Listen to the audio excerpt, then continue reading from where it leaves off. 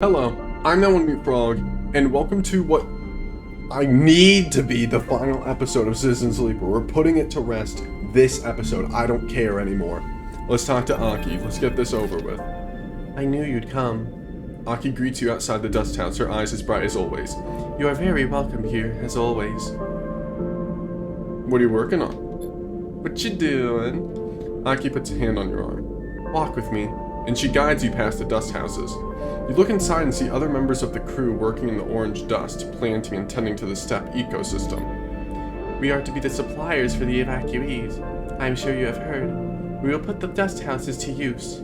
She leads you past a dust house where the dust is less, the orange glow not as bright, the air a little more clean. We are adapting slowly, but we are adapting. We have to produce food, clothes, necessary things for the journey ahead. She smiles. The plants of steppe are once again sustaining a population, and that makes me proud. Aki stops at a half-empty dust house scoured of its sand. It is being filled with mulch. We brought this from the Greenway. She stares at the green and brown, a strange sight even to you, now that you're used to the amber dust of steppe. I admit it is hard work for us. We are not familiar with these plants. Can you help us? Okay. Thank you. She nods solemnly. I know that the eye is suffering, and that is at risk. I know what that is like. Thank you. I wish I had a lesson to share with you from our loss on steppe. She shakes her head, but for the moment I cannot see what that might be. She gathers herself. If it gives you meaning, the work here is steady and worthwhile, but if you do not have time, she smiles a weak smile. I will not blame you. Hold on to your memories, but not too tightly. She pauses. Sadness will not sustain you. She falls silent, and you both watch the work in the dust house for a while. You can already see a greening fringe of moss on the mulch in the dust house, the first signs of a new life. Will you soon be like the people of steppe, leaving behind a home? That was awful. Or will you be stubborn and hold your ground despite what it might mean? You wait a little longer with Aki, the moment of welcome suspension in time, a rare moment in this rush towards an end. You glance at Aki and she puts a hand on your shoulder in solidarity, something like that. After a short while, Aki sighs. It is good to see you, Sleeper. Perhaps you will see each other again before we depart. She walks away, fingertips brushing against the glass of the dusthouse windows. Aki turns back for a moment as if she wants to say something, then thinks better of it and turns away. So, yeah, dust houses. I can do stuff here now. Cool. And then there's Peter. God damn it. I don't want to do his voice. No. Hold on. The docking access is in chaos when you arrive. The staccato burst of welding torches, or the staccato maybe, the shouts of crews gathering, the rapid flow of supplies and kit from dock to dock. You can tell already that news of the flotilla's imminent departure has reached this place before you. Damn it. Come to join the Exodus, Sleeper. Peter approaches you from one of the working crews, a smile on his face and a lightness in his step you haven't seen before. What's happening? Peter gestures to the chaos. The singers are rising, Sleeper. Peter eyes you again. I suppose you're here with Soul's orders again? I don't remember if that was his voice or not, but I don't really care. He winks at you. Nothing Ember's Earth like to do more than ordering people around. I'm here by choice. Fair enough. Just your timing seems to always be a cycle or two after you get some requests from the Hearth ship. He shrugs an exaggerated shrug. Must be a coincidence. Well, Soul has it lucky anyway. His request for us to dismantle the Axis and be the vanguard for the flotilla's onward journey to the starboard belt aligns perfectly with our plans. What plans? To leave this damn place, of course. We've been prepping ever since the cordon collapsed. If we can build our escape and make the Hearth ships think we're complying with their orders at the same time, that's a 2-in-1 for us. Peter shakes his head. Those idiots will never see it coming. You're leaving the flotilla? We are our own flotilla. We are our own flotilla, Sleeper. Peter looks away at the busy Axis. We aren't going to tie ourselves to heart and step any longer. Why would we? If I say to help them, he's going to be pissed, so I'll just say I understand. Peter nods firmly. As you should. He looks down. Look, nothing against you or yours, Sleeper, but we have to get out from under the shadow of steppe and Hearth. And this is the time. Peter grimaces. We won't let the flux catch us again. Not a chance. And for the first time, you see fear in his eyes. Want to make us help that leap? Want to help us make that leap? Not the first thing I said. Grab a torch, start to accrue. You're welcome to it. Peter sniffs. Every person here is free to prove themselves. I'll hope I can. Peter nods. Just a stop on the road, sleeper. I'm afraid that's all this was. Peter glances out past the docking axis through the outer windows to the stars of beyond. A lot of space out there for those willing to take it. He looks you in the eye. I hope you'll be around before we go, but if not, he smiles. Stay strong. And with that, Peter thumps you on the shoulder and heads back to his crew, with a purpose, a direction visible in every step of his rapid stride. Okay, so we have more stuff to do. Yay! Not really. Boo!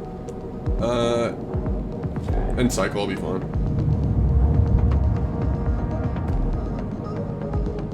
Alright. Come on. There we go. Thank you. These should be good enough dice. Pilgrim Seed. Do that. Oh god, don't make me talk to Soul. No! They just keep coming. Perhaps the Flux event scared enough people that they really believe the Eye will collapse. Perhaps they're sick of Havenage, the Council's infighting the Hardliners. Or perhaps they just want to take a chance at some new future, a place that's anywhere but here. Whatever it is, the evacuees don't stop. They come on the flotilla's shuttles on their own ships however they can. We've seen so many faces pass that they're almost meaningless now. A parade of features that seem both familiar and distant. You've been helping people, lifting bags, bringing supplies, directing them to the berths you helped build. Some of them recoil from your touch, still unfamiliar with sleepers. Others treat you with pity, some with hate, snatching back their bags and storming off. Still, you help. Still, you carry boxes and bags. Nothing can stop you.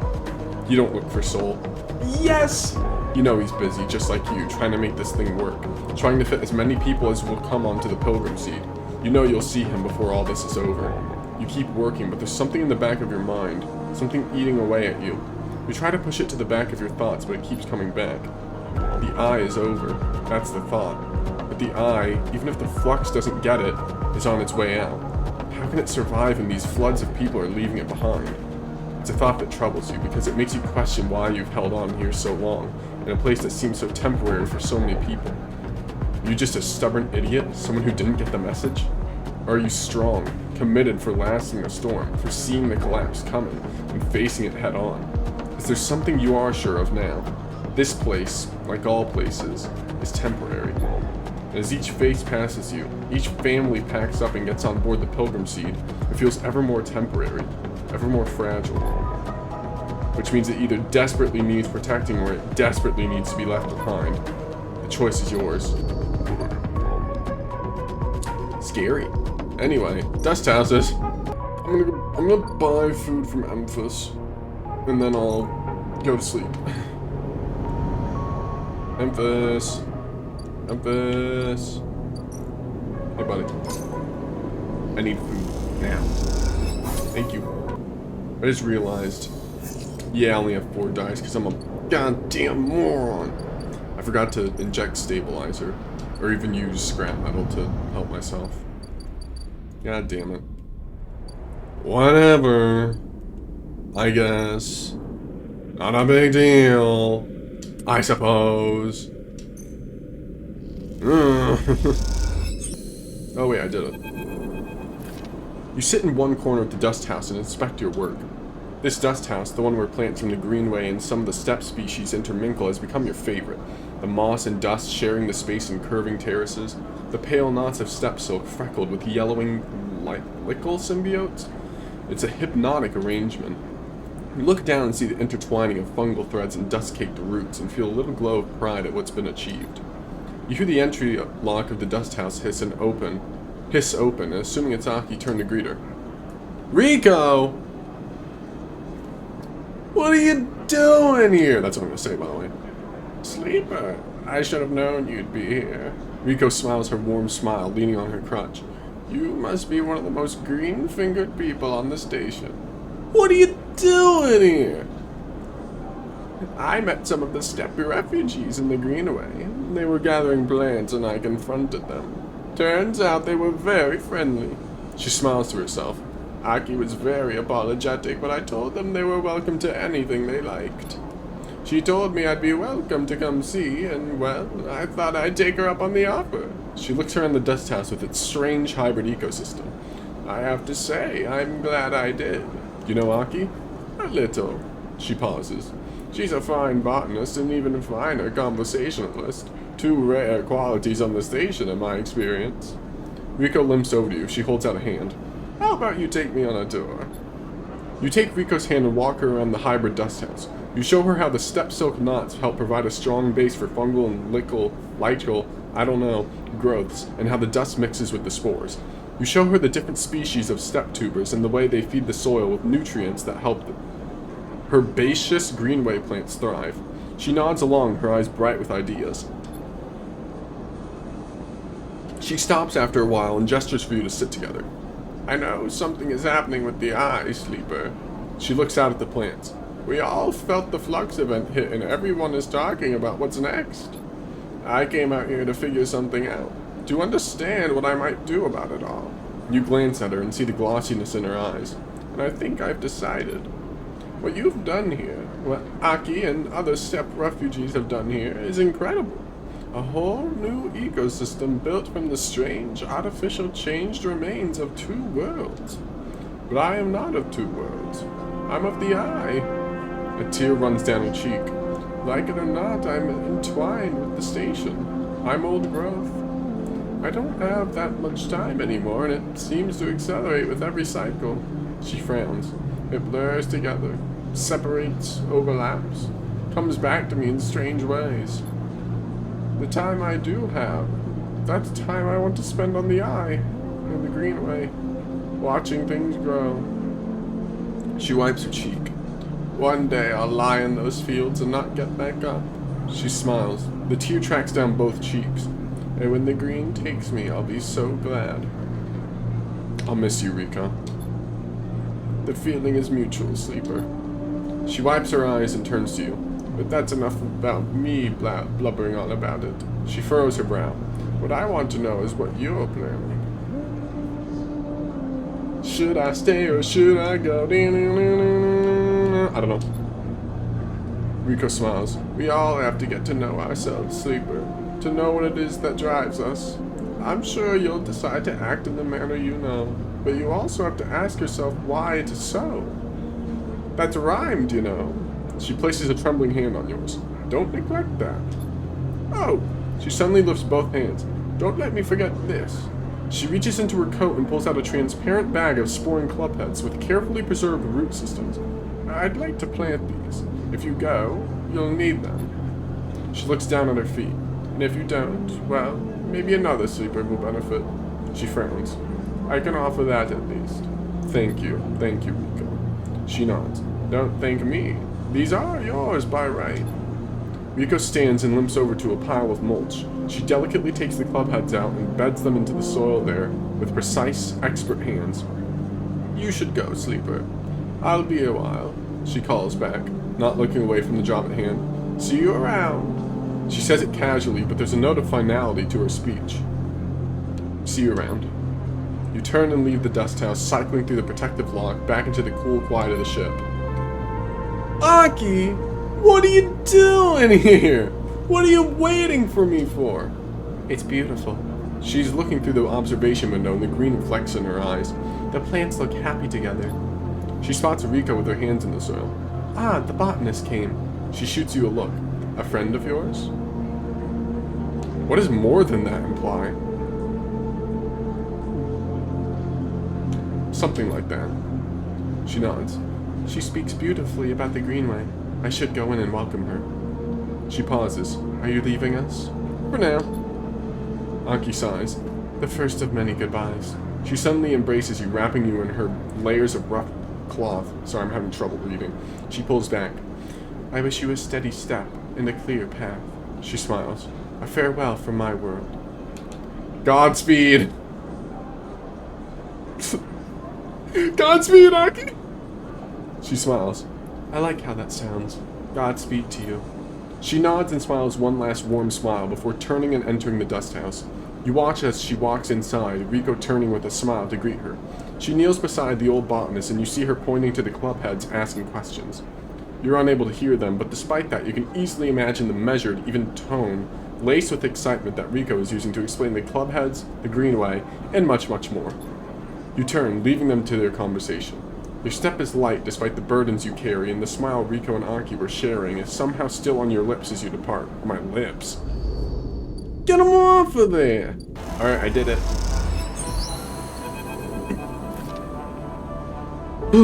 The docking axis is little more than a shell. Everything that could have been pulled away from its interior, every arm not used for docking, has been cut away. What remains is a Spartan void with a patchwork of flooring that allows movement. Piles of unusable material are tucked away in corners, but almost everything else has been cleared out. You haven't seen Peter since you last spoke, and you're now realizing that you probably never will. There are plans to be made, escapes to plot. The shadow of Hearth to escape. On the cycle that Flotilla leaves, these ships will disperse too. The moons of Ember spinning out on different orbits. The chaos has become quite a diligence now, as the time for departure is so near. Crews cross the axis from ship to ship at speed, bringing supplies or advice, perhaps meeting up to discuss travel vectors in hushed tones, or to debate why they haven't left yet and whether they should.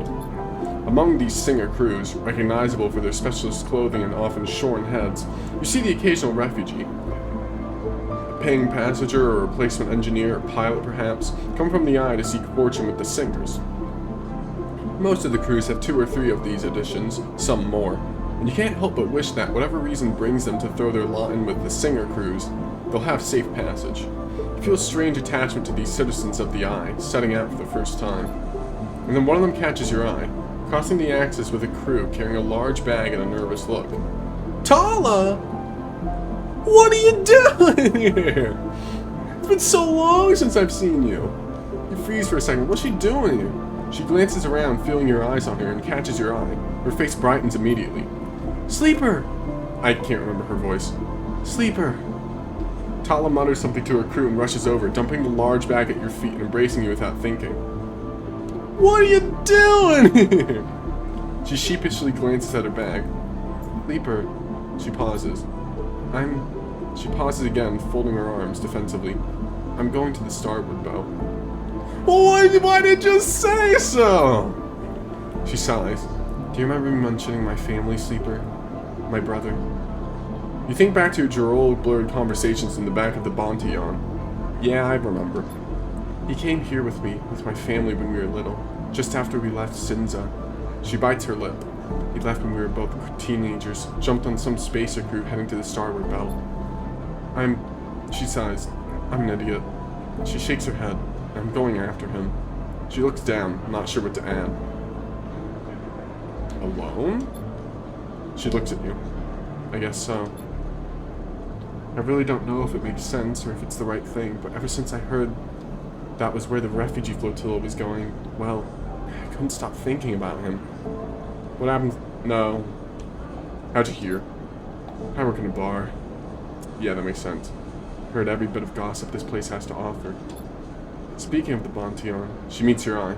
Someone will have to run it. She leaves a long pause. Maybe. I mean, I could ask Francis, but he'd be happy to, or one of the others, she blurts out. And of course, if you're leaving with the flotilla or someone else, it'd be totally okay. You wouldn't need to say yes. It's no pressure. I'm fine, whichever way. I was just thinking. I'm not sure. Tala nods. Sure. I mean, I just sprung it on you. But, She glances at the crew she was walking with, who are chatting a little way away. There's not exactly much time. So, considering that, she grabs the key hanging around her neck, the key to the Bonteon. Do you want to do it?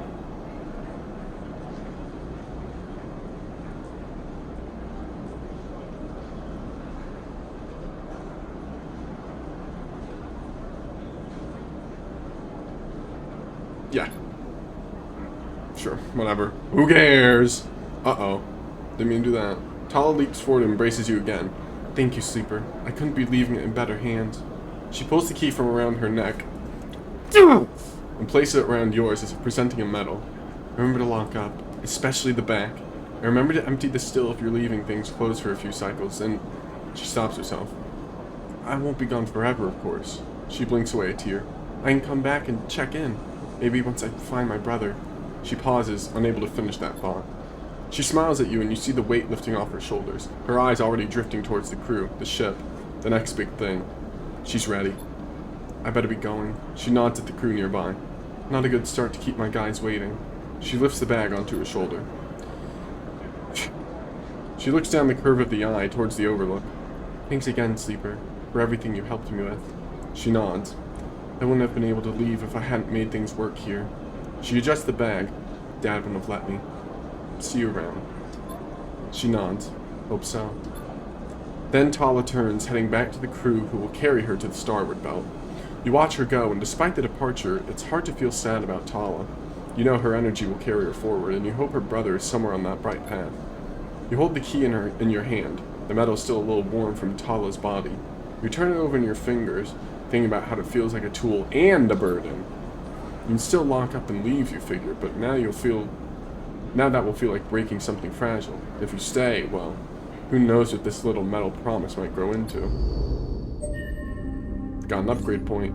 We can actually upgrade something. I don't think it really matters, but I'll get that one. This is crazy stuff. So, now what? I guess I go to sleep and then in the morning someone will talk to me. Probably peak. Alright. Who would like to speak with me? No one. No one would like to speak with me. No one wants to ever talk to me. Alright, well, guess that gives me time to do the other endings. But first, I need to buy some food from Memphis. Thank you. Now let's see. Which ending am I doing for? I need to go up here anyway. I'll do the ambergris first. Why not? I mean, I am pretty damn close to finishing it. So that's one. And that's two. Amber looks better than she ever has before. Bliss has done an incredible job of cleaning up the hull, and despite the exterior changes being limited, she has the impression of being lighter, somehow sleeker than before. Moritz drifts by. He's been loading up the final equipment onto Amber.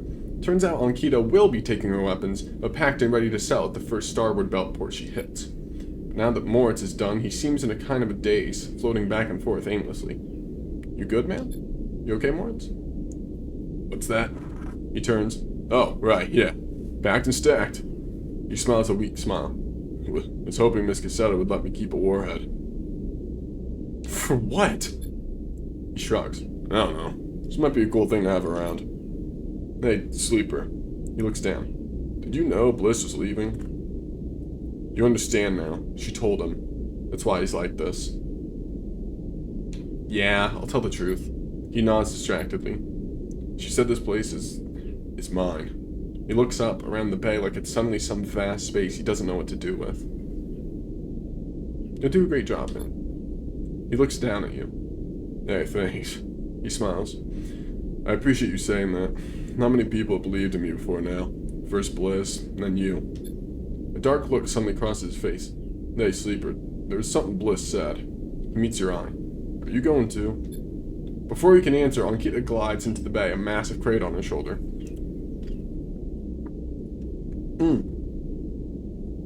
Sleeper, you coming or what? Bliss is already on board.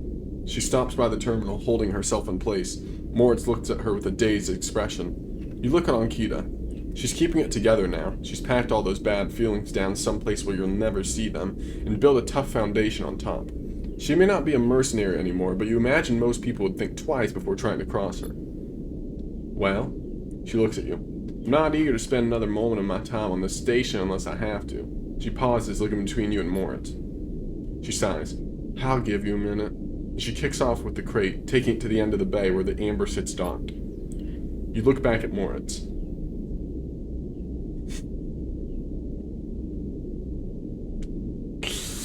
I don't know.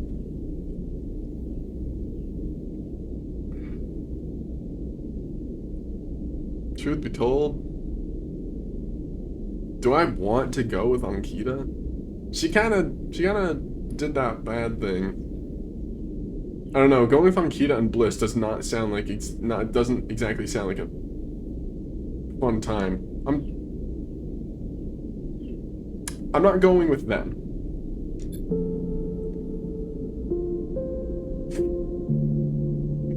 Moritz looks like he meant pass out. Sleeper, are you sure? Are you doing this for me?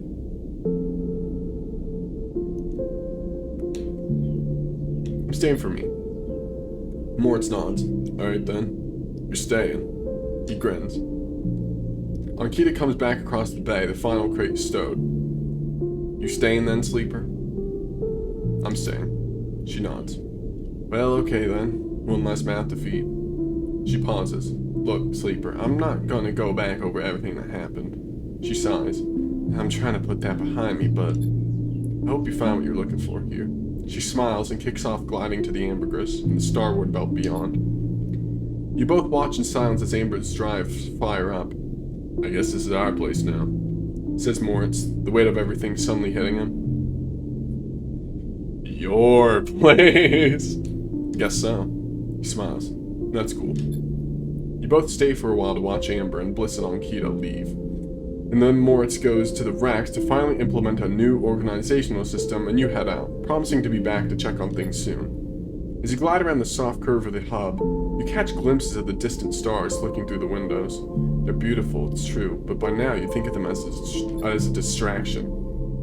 In your time on the Eye, you've realized there's nothing out there waiting for you. No fresh starts, no bright futures. Just a whole load of problems you haven't found yet. No, your place is here, among the people you know, and the problems you know. You wish Ankita and Bliss the best of luck out in the belt, but as you do, you focus on the Eye, on the vast spinning rim that rotates around its hub, on its buildings and flashing lights, on its people and places. This is your home, and for now, it contains all the futures you need. And that's an ending. Nope. Skip. Continue. I'm not watching the full credits roll until I actually get the ending I want. Which, I'm pretty sure, is gonna end up being Lem and Mina. We're gonna be gay with Lem! Anyway, what? Next round's yours. Moritz arrives at the table with a couple of steel drink canisters, typical of the hub's only bar, the Gimbal Lounge. He settles into the webbing beside the table and clunks them down onto the magnetic table. This place, you've decided, is ridiculous. A rapidly spinning cavernous sphere, the gimbal's weak gravity, just like the gravity at the Eye's rim, is created by is created by its gut-wrenching rotation. The interior surface of the sphere is the gimbal's floor, which descends towards the equator where one long bar loops around the entire circumference. Tumbling out from the central ring are an array of booths and seating arrangements equipped with all kinds of harnesses and webbing to keep customers in place. Those harnesses are there because the gimbal doesn't quite spin up fast enough, and you watch as the clientele bounce towards the bar in lazy arcs, or shift from table to table with graceful leaps. What are you thinking? Asks Moritz, noticing you staring out into the gimbal. How weird this place is. Moritz glances around as if for the first time. Yeah, Bliss never used to like coming here. Moritz takes a drink and stretches. So, Sleeper, you sticking around? I have things to take care of. Moritz nods. Yeah, thought you might. Moritz rubs the back of his head like he's doing in his picture. One cycle at a time, that's how we'll take it. Nice and easy. I'm not sure if he's talking to himself or you. So let's start already. Moritz laughs. Alright. He lifts his drink for a toast. To the next cycle, he pronounces, and knocks it back. Later, when you finally leave the gimbal, Moritz is still laughing. You help him out of the spinning gimbal and back into the hub, sending him on his way home to the bay. Then you pause for a moment to watch the stars as they spin and spin around the Eye. You smile to yourself and think of Bliss and Ankita out there somewhere, among those points of light. To the next cycle. Anyway, this really should be called Moritz's Bay now, but Whatever. What is this? Side wheel dock. That is what we have to do. Put that on. I'll probably re-roll my dice, see if I can get something better. Not exactly what I wanted, but sure. Please, positive. Yes! Caster! What the hell, man? Get out of here! You pissed me off last time. Quite the achievement, isn't she? Sendra Celis must be proud. You recognize the resonating voice of Caster immediately and turn to see him, hooded and tucked into the shadows near the viewing platform. I don't want to talk to you. Sleeper, I'm a friend. I came all the way up here to see you.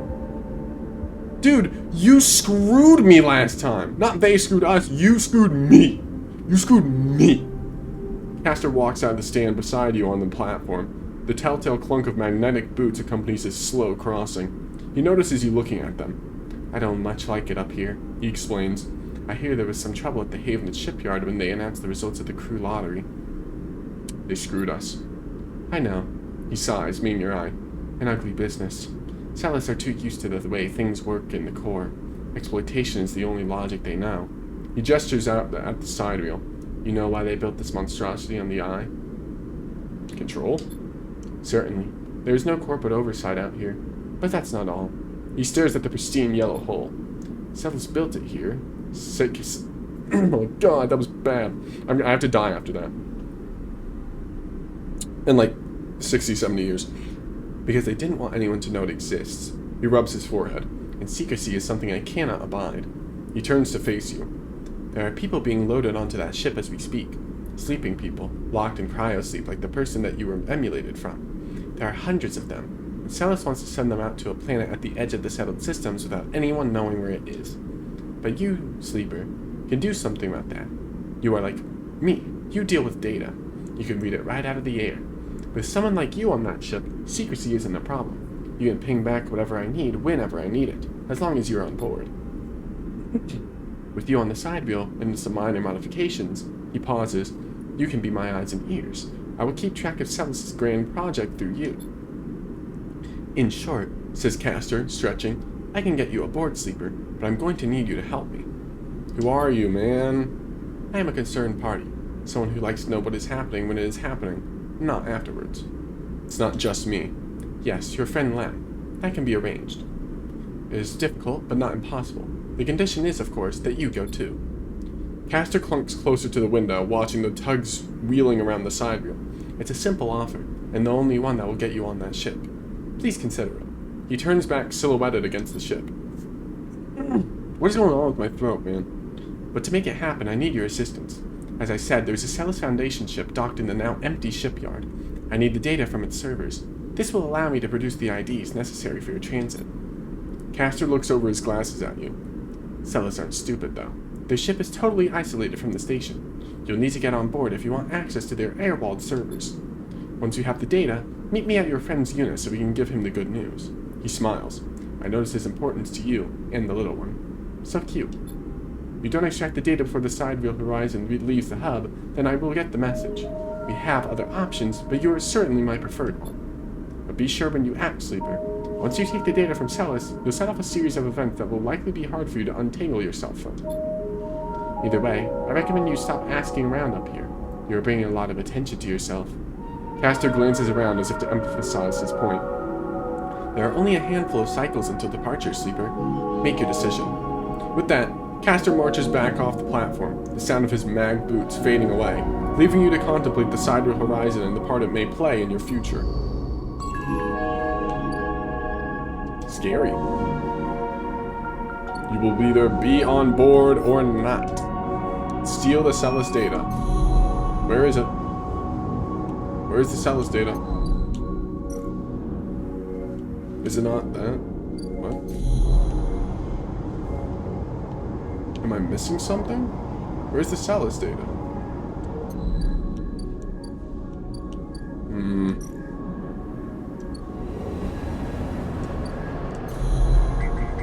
Yadigan agents, Havenage agents, Havenage agent. Come on, where's the Celis data? What? Where would it be? Over here?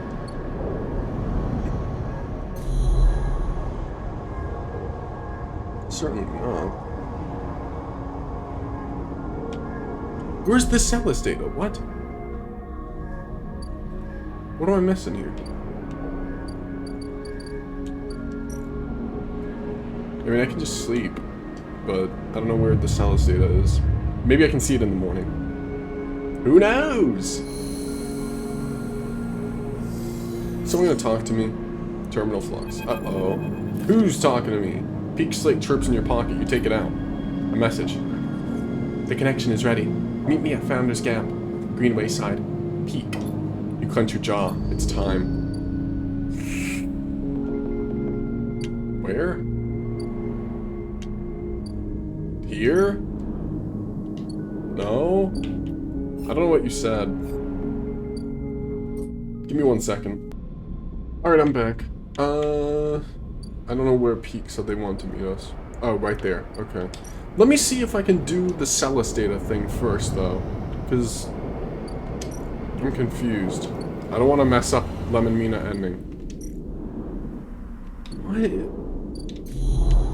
I might have to look it up. Hold on. Celis ship. Right. Let me do this. What are these? Are you serious?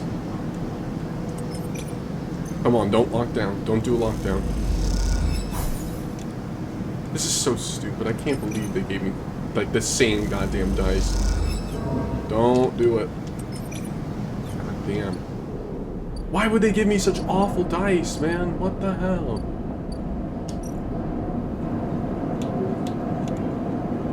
Ugh. It's so annoying. Memphis, I'm hungry. Thank you.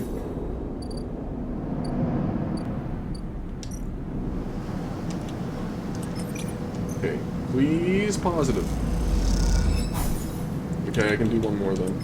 Come on, positive again. Or neutral. God damn it! Okay, I have to wait. I can't risk that. Alright, we'll talk to Peak. Hey Peak, what's up? Find Peak waiting near where you first met, at the entrance to the docking tunnel for Founder's Ferry. Oh yeah, this is where we first met. You're leaning beside the wall in the flickering light, and you realize now how different they look from when you first met. There's a darkness around their eyes, a sense of exhaustion to their pose, but also a solidity, a sense of purpose and self-knowledge. They look concrete, for want of a better word. Solid. Sleeper. They spot you and a small smile crosses their face. Glad you came. Wouldn't be anywhere else! The smile grows. Crunch time. They shake their head in disbelief. Let's go. The break in the connection is up ahead. They walk away from the docking tunnel into a ragged, half-crushed corridor that descends into darkness. They hook their slate and a torch flicks on, lighting the way ahead. As you descend through the layers of the broken edge of the eye, Peak talks, filling the silence. I had to hunt all over this part of the eye to find the point where the connection was broken. They run a hand along the buckled metal of the wall, stooping under the angled ceiling. This hole, the gap, got knocked in the eye when Solheim collapsed. It's impossible to tell who did it, but my guess is they tried to scuttle the eye. If Solheim couldn't keep hold of their fancy new station, well, no one could. Peak ducks through a fractured passageway with hanging wires like vines. So this place has always been on borrowed time. I've managed to weave together the old connections and run a new patch down to where the main line still runs to the remaining ribs of the rim. They smile, just like keeping those old XPR platforms running. Ash would be proud if she'd bother to help. As Peak goes quiet, the corridor opens into a wider, twisted passage with compartments on either side thick with wiring. Here, this is the connection point. You can see where Peak has levered off a panel and hooked up a thick cable to the existing hardware. As thick as a tree trunk, it snakes off into the dark ahead, its yellow rings making it look like some huge and exotic serpent. What now? Now, we make the connection. Peak pauses. You both stand there staring at the point where the new cable meets the old one. The ends separate, fitted with multi-pin male and female connectors and embraced inside a metal framework with a scissoring mechanism. What? Bring them together, seal them, and the greenway will be connected to the rest of the eye for the first time in decades. Peak shifts their weight onto one hip, pushing the hair out of their eyes. I feel like this should be more momentous, like there should be some ritual or ceremony. They pause, or someone should stop us from doing this crazy thing. It isn't crazy. Peak nods. I'm not being funny, Sleeper, but this whole thing is crazy to me. Peak shakes their head. Leaving Hawthorne with Ash, joining the flotilla, coming here, meeting you, the Flux, the Shadow, everything. They laugh a hollow laugh. So, I suppose this is at least consistent with all that. They take a deep breath. Okay. They look at you with mild panic. They hold both sides of the supporting framework, ready to scissor it closed. Here we go. It exploded! Peak wrenches the framework closed, and the connectors thunk together with a sound that echoes down the ruined corridor into the dark on both sides. Both you and Peak wait with bated breath, unsure what it is you're waiting for. Do you expect the eye to suddenly stop spinning or lurch on its axis? For the power to go out or a shockwave to run through the corridors of the rim? You meet Peak's eyes and suddenly they burst out laughing. What are we waiting for? They put a hand to their forehead. I feel like we just planted a tree and are expecting it to burst out of the ground. They shake their head. But you feel it. You feel it flowing like a stream that has been released from a cave and rushes out into the sunlight, crystalline and clear. You swear you can hear it running in the wires, like water, like rain, like steam. It doesn't roar or rattle, but it rustles and writhes there, like liquid roots. Peak sees the look in your eyes and stops laughing. You can see it, can't you? You can't see it, not with your eyes at least, but it is everywhere. And now it's out, and it can't be put back in, that much is clear. You imagine the rim of the eye like a sponge, like soil, soaking up the gardener in their chorus, the gaps filling with a burbling, constant growing life. Peak stares at you, waiting for something, anything. Gardener's free. Peak nods slowly and closes their eyes. They go to speak, but the words fail them. Suddenly, Peak's slate chirps. They jump and scramble for it, almost dropping it in the process, but when they stare at it, a look of confusion crosses their face. What happened? Peak's mouth falls open. It's Ash. They swallow. She's leaving. They look at you with panic. Before you can speak, they've turned away and are moving back up the passageway, back towards the entrance. I'm gonna stay silent. Or should I? No, I'll stay silent. They don't turn, don't respond, and you watch their silhouette. Don't respond. I think whatever I said, they would have just kept running. And you watch their silhouette, lit by their slate's torch, disappear rapidly around the corner. You take out the slate Pete gave you and turn on the torch. Wires all around look like pale roots in the harsh light, and you turn away from them. They're gardeners now. You work your way back through the corridors, retracing your steps. You imagine Peak, panicked, running towards the cordon, realizing that their greatest fear has come to pass. You wonder if they'll be able to persuade Ash to stay. If Ash is going, you think, then the flotilla must be leaving too. Tune? Two. The thought makes you shiver in the darkness, and you push it away. You're not ready. You focus on avoiding the you focus on avoiding the hanging wires, the low ceilings, and make your way back out into the lit corridors of the Founders Ferry dock. Bastards wait. Dude! Are you helping me or not? Like, what's your deal? He holds up his hands. Now, Sleeper, no need to fear. He raises his eyebrows. I understand now it was my mistake to try to force you. A miscalculation. Why are you here? Good. Questions are good. He pushes his glasses up his nose. I'm more than happy to answer any you may have. I won't hold you here, Sleeper. Castor stands to the side. But I wish to speak. Alright. No. Yeah, alright. You stop, giving Castor his opportunity. At first I thought that, if you'll excuse the turn of phrase, taking possession of your particular talents was the opportunity. He smiles a broad smile. But you are more than that. I understand that now. Your arrival on this station, your ability to touch the networks, they make you the very definition of a wild card. He touches the rim of his glasses. Senestats analysis, my analysis, we could have never accounted for you. This system, the Helion system, is about to experience a significant change, about to open up to Senestat's bailiffs, Conway's claimants, and every industry and element an active can channel brings. Yet this very cycle, you let another wildcard free. Gardener. I have to admit, this development makes me afraid, Sleeper. It makes me afraid what an intelligence like this will sacrifice to protect itself, or what atrocities it might commit through madness, and yet... Caster's eyes glint. What a compelling object such an intelligence is. Let me protect you, mark you out. Keep Senestat from eliminating by force or legal expediency? You as they will with every other squatter on this ring. Caster clasped their hands together. In exchange, when Senestat comes for this place, you facilitate the handover. You calm the protocols. You give us the gardener. And I go free? Caster takes off their glasses and polishes them. You go free. He meets your eye. Do you accept? Can you even promise that? Your head swims at the thought of controlling Gardener, but also at the idea of the eye being claimed by Senestat. Every person deported and rehoused. Worse. No. Caster takes off their glasses and polishes them. Disappointing. You begin to leave.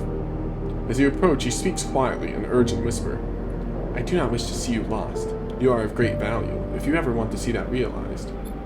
You push past, ignoring him, and his voice fades. The last you see of him is a slow nod, perhaps a mark of resignation or just another deferential gesture aimed at manipulating your response. Doesn't matter, you're done with him. But only, like, this caster. The other caster that's actually helping me, he's fine. You head towards the cordon, peak in the flotilla in the forefront of your mind. That's cool. What changed? I talked to Peak again? Oh my god. Yeah, I'm always talking to Peak. Peak? What's up, Peak? You arrive into chaos at the cordon. I'm not ready.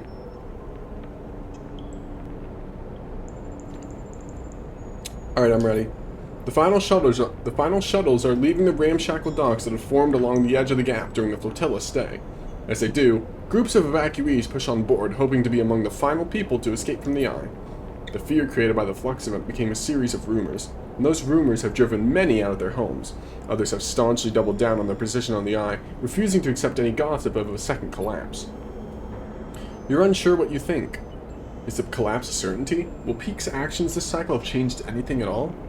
You're tired of these questions, and instead set out to look for your friends. What am I... You quickly spot Peak and Ash at the far side of the chaotic bay. You quickly make your way through the crowd, slipping between the gaps and the rushing evacuees, stepping over bags and luggage. Progress is slow, but as you approach, you can hear their voices over the crowd.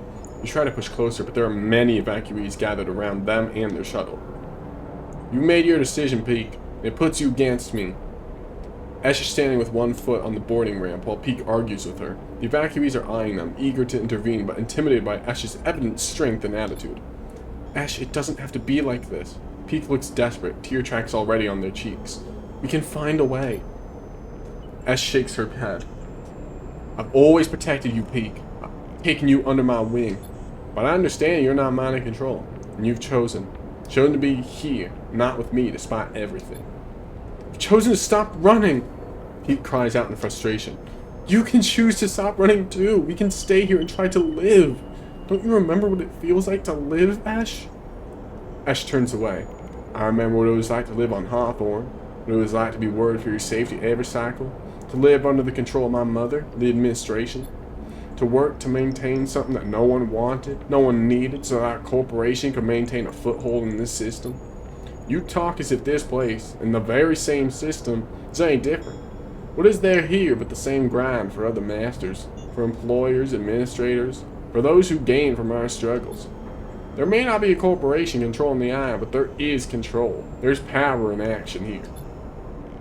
So what then? Peak shouts. You run from anyone or everyone who could ever be close to you in search of freedom? In search of some perfect place where no one has power over you? Peak is crying openly now. I want to be part of something, Ash. Even if it's broken and suffering, even if it can't be free. Ash pauses and takes a deep breath.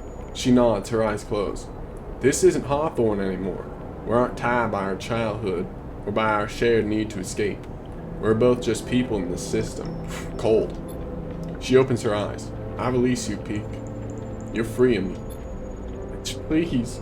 They hold out a hand. There's a life here if you want it. Ash turns and smiles at Peak, her eyes wet now too. Then you live it for me, Peak. I can't. And she climbs up the boarding ramp, the evacuees taking their chance to climb on board too. You watch as the shuttle closes its ramp, lifts off, and leaves the bay. The crowds are dispersing now. As they get onto the shuttles or say their goodbyes and move back into the main part of the cordon, you push past the last of them to reach Peak. Peak doesn't turn as you come closer. Sleeper. It's just gone. She chose to leave. Peak nods. I've known her my whole life. They wipe their face. But since we arrived, we've been going different directions. They turn to face you. I'll miss the Briar, but she'll serve Esh well. I know that. Sleeper! No, that's not his voice. Sleeper! No. Sleeper. The shout takes you by surprise, and as you turn, you see Soul coming across the bay towards you, the last two shuttles loading up behind him. He reaches you, his suit hissing as he does. Can't believe you'd make an old man run across this bay to get you. He pauses to take a breath. The Singers have gone. They left at the start of the cycle. They broke away from the flotilla. You smile as you think of Tala. Why are you smiling? Safely cradled within one of those Singer ships, on her way to the starboard belt, and hopefully a reunion with her brother. Godspeed, Tala. What are you smiling at? I knew it! Soul interrupts your thoughts. They've forced our hand. We have to leave now. Soul shakes his head. If we follow close enough behind, maybe they'll end up being our scouts anyway. I reckon any hostile spacers out there will give them a wide berth. Pilgrim Seed will need a little time to make our way out of the cordon, but I'm heading back now to get her started. Thankfully, the step ships are sticking with us, so we'll be plenty well supplied for the journey to the bell. He pauses.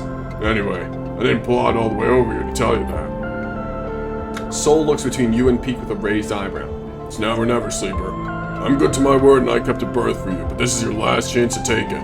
He scratches at his beard. Make a call. You glance out at the flotilla beyond the bay, beautiful in the light of Helion's sun. You think of the long journey to the starboard belt, of the people inside the Pilgrim Seed, of the possible futures that await. Then you think of the people here, on the Eye, of Peak beside you. God damn it! Then you think of the people here, on the Eye, of Peak beside you, of the Bontion, of Tala, and the key that still hangs around your neck, of promises and possibilities. Leave! No, I'm staying. You open your mouth to speak and realize this is the final time you'll make this choice. You have to be actually sure this time. This is the game's way of telling you, hey, you gotta be sure. I'm staying. You say the words, and the moment you do, the weight of it all seems to descend on you. You stumble a little and then stand straight, refusing to be crushed. You feel tightness in your chest and a haze blurring your thoughts. Soul nods. Good luck, he sighs. You'll need it. He grips your shoulder and meets your eye. In the haze, his pitted and rough hand feels so real, so detailed that it grounds you. And then it's gone, and Soul goes with it, quickly moving to the waiting shuttle. As he does, you watch, unable to speak, your whole body pulsing. And then another hand falls on your shoulder and it grounds you once more. You turn to see Peak's bright eyes. Let's go, Sleeper. You nod, and seeing how unsteady you are on your feet, Peak puts an arm around you and steers you towards the entrance to the bay. As they do, you hear the roar, feel the wind as the shuttle lifts off and angles towards the flotilla. You don't turn. Instead, you keep your head down and focus on each step. As you do, you feel Peak beside you holding a little of your weight, and you holding a little of theirs. This is how it will be for many cycles after you both leave the bay and head back into the Eye. You'll both be holding things for each other, reminding each other of the choices you made, remind each other why it's important to keep going despite the moments when it seems impossible. You'll keep each other going.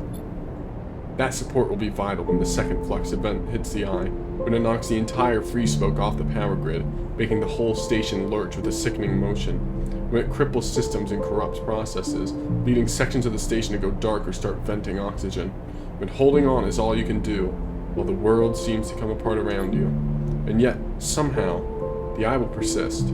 Systems will resist total collapse in ways that will seem inexplicable to many, but to you and Peak, they will signal the awakening of a new force within the station. That new force will bring with it new challenges and new possibilities in equal measure. Strange growths will be reported all around the station in the wake of the Flux event, fungal crust pushing through pipes and wiring. The eye will go wild and fecund, becoming a station of increasing unpredictability, prone to a seasonal rhythm of spore clouds and sudden growth spurts. There will be a strange and unsettling beauty to this paradigm shift, as the greening of the station turns it from a corporate ruin to some altogether new assemblage of biological and mechanical structures.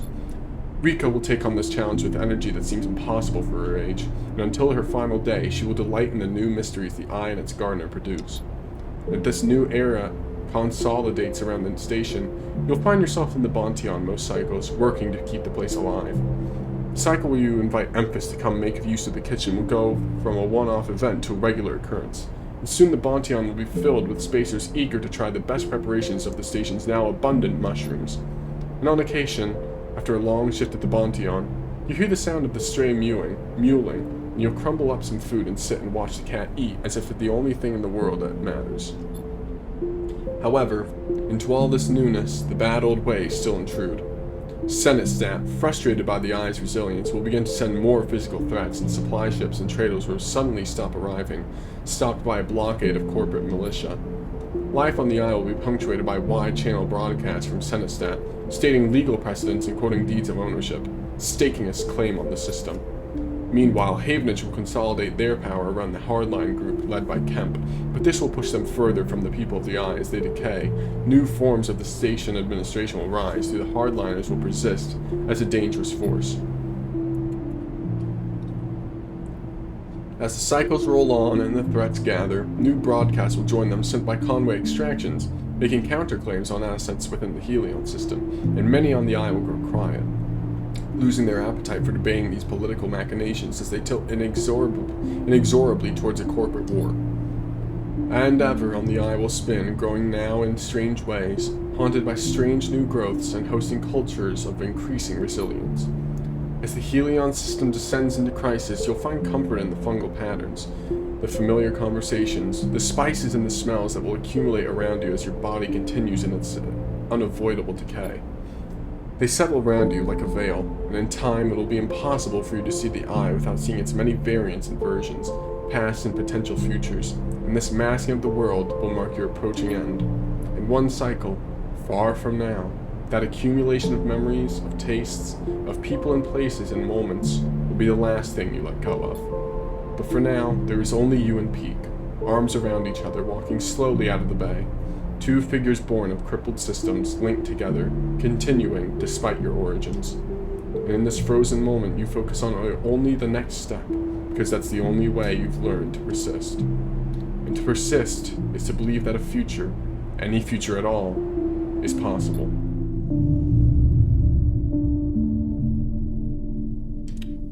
No. Sorry. Not the canon ending. Not my What?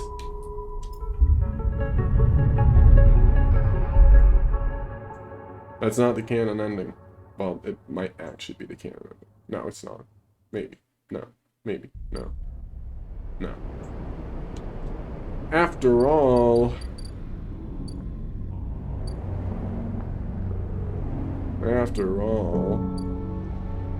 Wait, can I... Hold on. No. No, wait. No, what the... Hey! Hey! What... Hey! But...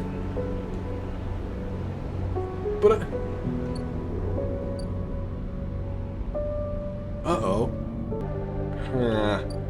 This isn't the ending I want to go for. No. No, why would you do this? No, man. Come on. God damn it. I want...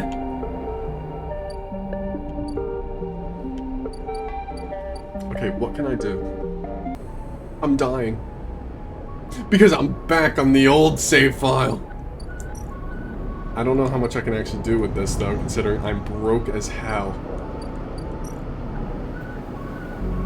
Where are we? Ring quarantine. Scope the coordinate. No. Help Lem work. Okay. This is what we're doing.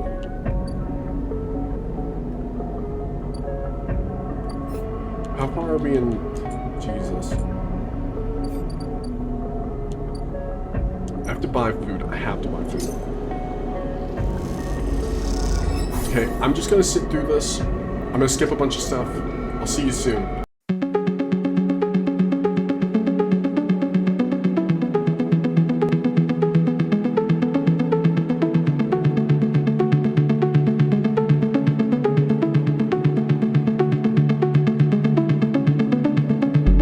Okay, it was kind of crazy, but I managed to get things, like, actually back to normal again. I had to ignore all the Ashen Peak stuff, as well as I've been ignoring Bliss. I don't know how that's going, but I haven't gotten any active scenes, so I don't imagine it matters that much.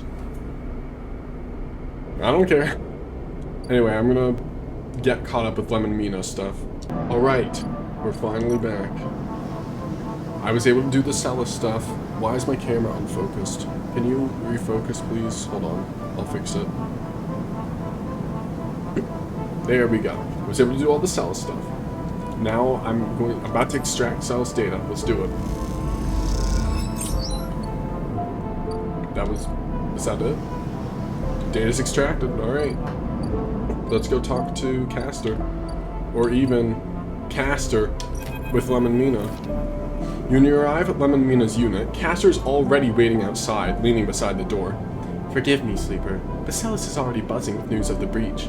I was expecting you. Will this work? Don't worry.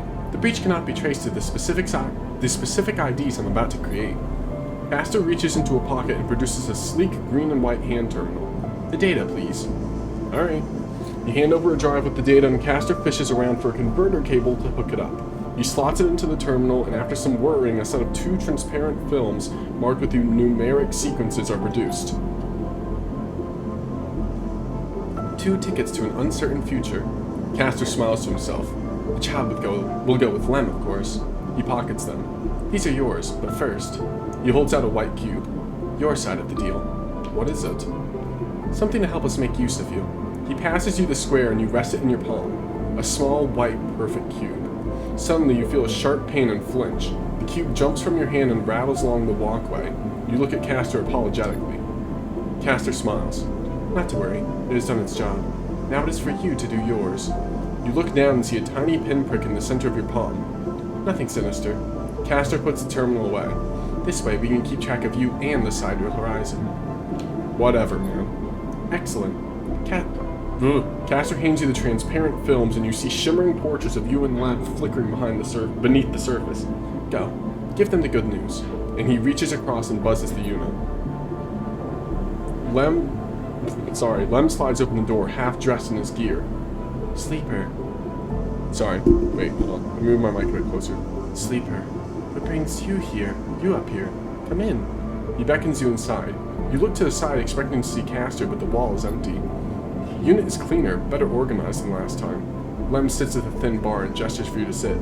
Mina's with some of the local kids. Someone has started doing lessons down the way. She seems to like it. Sit. You sit at the bar. What's up, new Sleeper? I have some news. How with it, then? I have Celes IDs for us. You have... Lem freezes. How? He blinks rapidly as if to wipe you from his vision. Does that mean... We're leaving? Lem stands up and paces around the unit. We have to pack. He starts laughing. Holy crap, we have to pack. He turns back to you, smiling. How the hell did you swing this, Sleeper? I made a deal. What a deal? Color me impressed. You show him the ID films and he whistles at the portraits. Impressive stuff. He pats you on the shoulder. You should stay until Mina gets home. We can tell her together. Sure. The buzzer goes. That'll be her. Lem gets up and opens the door, and Mina, a bundle of energy and life, rushes into the room. Robot! She shouts. Lem picks her up. Mina, you won't believe what they brought us. You flash her the passes and she looks confused. We're going away after all, Meanie. He lifts her up above her head, on that big, beautiful ship. Mina screams and Lem laughs. He puts Mina down and she runs over to you and hugs your legs. I love you, robot. She says quietly so only you can hear. I love you too. And a while later, when you leave, you don't even think to check for Castor by the door until it's too late. You stop and turn halfway down the walkway, but there's nothing there. Even that one little white cube is gone, Jesus. So you keep walking, back through the low end, deep in thought, excited and scared all at once. Whoa. Escape. Wait for preparations to be completed. Where? I assume, like, up here? Let me check. Yes. Okay. Well, I'll skip through this. You'll see when it's time. Don't worry. We're finally doing this. We're finally doing this. There's a crowd, but you spot Lem and Mina immediately as you enter the dock. They're waiting at the cordon, where Cella security are checking the crew in to board the ship. Those that manage to get up to the hub are crowded near the entrance, but even they know their chance of getting on board has long gone. Lem! Lem spots you among the crowd. Sleeper! We're here. Sorry, I feel like... Is that Lem's voice? I feel like it is, but can't be sure. They're standing beside a bag which looks to carry all the possessions they have. It's small enough to be carried in one hand. Hi, Mina. Mina's vibrating with excitement. She seems strangely at home in microgravity, but then you remember that she's spent her whole life in space. Hi, robot. You hand over the Celis ID film to Lem, keeping your own. He turns it back and forth in the light. Where did your friend even get this picture, Sleeper? Looks like my old Conway ID. You look, and a shimmering younger Lem stares out of the film, harder and clean cut. I spoke to the guard here. He nods to the white and green clad security officer. They'll be doing orientation and role assignment on board. Sounds like we're going to be working under the core crew, kind of like an intern. He laughs. What do you think, Meanie? Am I too old to be an intern? Following Lem's lead, you inspect your ID. As you lift the film up to the light, you see something strange. Something that makes you flinch. The face printed in the film is one you recognize immediately, but it's not you. At least, it's not how you look now. You squint at this ghost, confused why you hadn't noticed earlier. It's a picture you remember being taken, a memory that you didn't know you had. You remember signing the forms, the walk to the sleeper tanks, the cold metal floor. You remember the SNARP employee who helped you in, her smile clean and surgical. You freeze in place, thinking of the you that still sleeps somewhere in an SNARP facility, that won't wake until you're recovered and disposed of, and now you're leaving. Will they ever wake up? Sleeper? Lem interrupts your thoughts. These guys want us to board. You stare at him without thinking, then notice the guard gesturing to you both to come forward. You all kick off and float over to them, steadying yourselves on the guardrail. You hang back, letting Lem present his ID film first. The guard slides it across a white machine, much like the one Castor printed them from. You reflexively rub the puncture mark on your hand, even though there's no trace of it now. It seems to be your destiny to be someone else's tool, goddammit. Lem and Mina are waved through, the guard smiling at her excited face. Lem turns back to check you're coming. The guard beckons you closer. Board. You shake off your doubts and hand over your ID film. The guard barely looks at it as they pass it through the scanner and wave you through. A new life built from old things. You okay? Lem asks, concerned as you catch up with them. You're so slow, robot. Mina teases, grabbing at you with small hands. Just making sure. Lem nods and you realize how much harder it must have been for him to cross that threshold. Mina struggles in his arms, trying to get to you, and Lem relents, struggling with both the bag and his daughter. Mina tumbles through the microgravity and grabs onto your clothes for purchase. Pulling herself into your arms, you all proceed up the walkway, the entrance to the docking bridge yawning wide and above you. Are we family, robot? Mina asks you as you move, taking you by surprise. I guess so. Yeah. Mina smiles and presses her head against her chest, pleased by your answer. You keep moving up into the docking bridge, then along that thin glass-walled connector, all the time Mina clutching onto you. The lack of gravity means you can't feel her weight, only the grip of her small hands on your clothes. You both stare wide-eyed at the vast hull of the sidereal horizon and try to think of this huge machine as a home. Later, when you settle in your bunk, after Mina has finished running back and forth between you and Lem with an endless and infectious excitement, you find yourself looking at your ID film once more. Somehow, since the last time you looked at it, the image seems to have changed. It's still a picture of the old you, the person that signed up to have their consciousness copied and placed into the ownership of SNARP, but something else has crept into the image, an underlying sense of self-identification. This is also a picture of you now. The you that survived the eye, that made friends here, that found a way out, that escaped against all odds. The other you might never wake up. They might never live again. But so be it. They consigned you to a doomed life for their own gain. Their life is yours now. You'll live it better than they ever could. You lie back on your bunk as the thrust of the side rail's vast engines kick in. This feeling, this rumble, will be your constant companion for the next decades. It will be there when you work, when you watch Mina grow, when you dream of the planet at the end of the journey. It will stay with you when your body starts to fail, despite the best attempts of Lem and Mina, as the years stack up and it exceeds its safe operating period by a decade. It will be the thing you wake up to in those rare moments of consciousness between which Mina will keep you in a frozen state in the hope of preserving you until your destination is reached. It will still be there when Mina wakes you, tears in her eyes, to tell you of Lem's inevitable death, and it will not relent despite your desire for a moment of silence. It will be the final thing you hear as Mina shuts down all but the most vital of your functions, and hopes beyond hope that you make it to your final destination, all the while doubting that you will. But for now, in this moment of departure, it is still a new sound, a new feeling, and because of this, it is filled with the promise of the future. And so, you settle back on your bunk and close your eyes, and in moments you're sleeping a perfect dreamless sleep, the most peaceful that you can ever remember. And now the credits roll for real this time. Oh, God. We're finally done! Oh my God.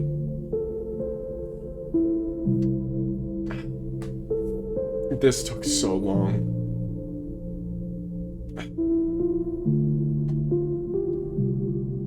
I originally just remember, like, I really need my camera to focus for this, because this is where I talk about stuff at the end. Hold on.